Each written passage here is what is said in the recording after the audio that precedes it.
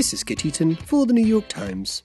Digital dating needn't be all about Tinder, and apps like Happen, Bumble and Glimpse are good alternatives if you're looking for someone special. Happen, which is free on iOS, Android and for Windows devices, is superficially similar to the famous Tinder app in a number of ways.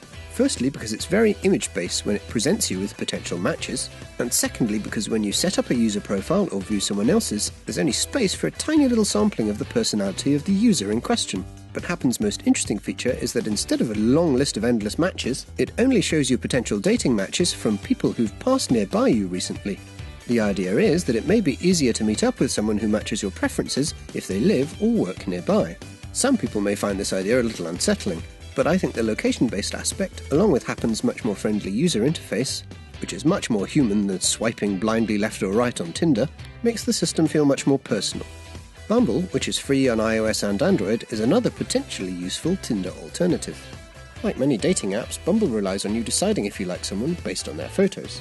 And Bumble's interface also relies on you swiping on the screen to indicate your choices.